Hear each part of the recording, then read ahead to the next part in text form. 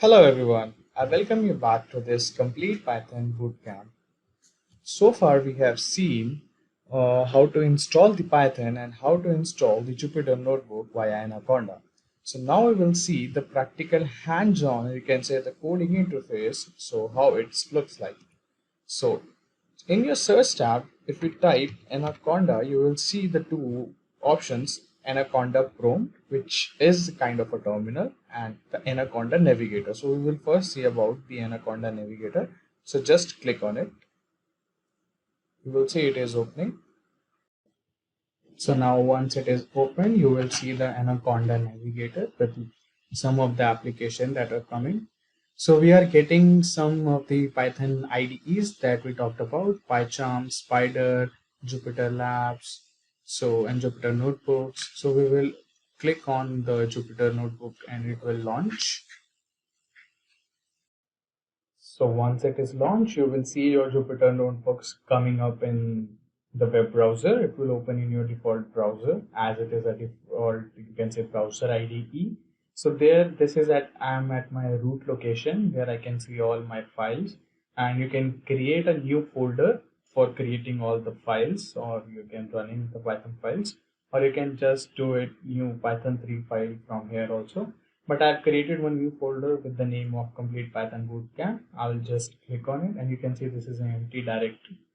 So what I will do is I will click on the new, I will select the Python 3 and it will open up me a new window in the browser itself with my new file and assigning a kernel to it. So this is like Python 3 connected to my kernel, or you can say it to my Jupyter notebooks. So this is, I will like first talk about the interface of it so that you feel comfortable with this IDE for the very first time if you are seeing it.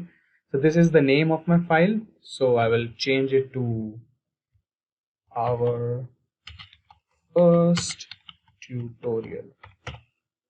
Okay, so I will click on rename. It will rename it, and last checkpoint, it shows you when your file was saved. It was coming a few seconds ago, so it has an automatic save option. It automatically saves the work you are doing, or else you can, or like timely, you can click on this button to save your checkpoints. Like if I click on this, it's saved the last checkpoint a few seconds ago.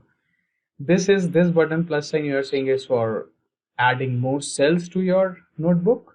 This is for removing. This is for copying any cells. If I have something written, it will copy it. And this is for pasting. This is for moving up and down. This is for running the code which are coming. This is for stopping. This is for restarting. And this is for like restart the whole kernel and you have to like run your file again.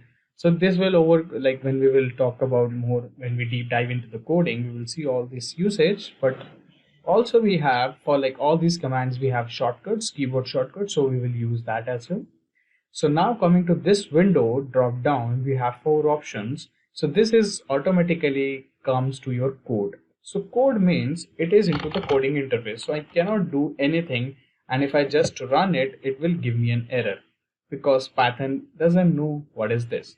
So if I want to give any suitable heading, like we usually follow the comments, what we call in language, we usually comment or we usually have a hashtag followed by the line to show your user what we are doing.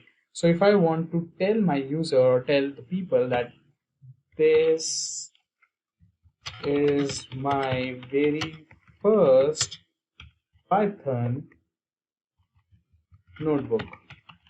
Okay, so I'm telling this is my very first Python notebook. So I do not want it as a code, I want it as a heading. So if you click on heading, this will come to your heading and you can adjust the size by adding more number of hashes to it. So now if I press on the run button, or I can simply from my keyboard press shift plus enter, now it's a heading. It's not a code anymore, it's a heading. So after you got your first heading, now it come to the next cell. So we will start with the very first, you can say the programming begins with printing a hello world. So we'll do the same. So I will simply type according to the Python syntax print command, and you can see the print word is coming in a green color. if I had some spelling mistake or it's not a Python, you can say syntax, so it will come in a black C. So this is the way you can distinguish a variable that you want to name and the Python predefined, you can say keywords.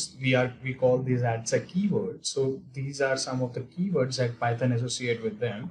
So that's how we can differentiate via seeing the color. So I can simply type print, and I have to open the round brackets, and I have to mention the codes, and I have to type hello world.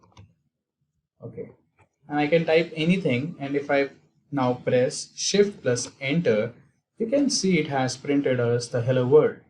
So congratulations, this was your very first Python starting, like you have just started the Python coding and printed the hello world on the screen.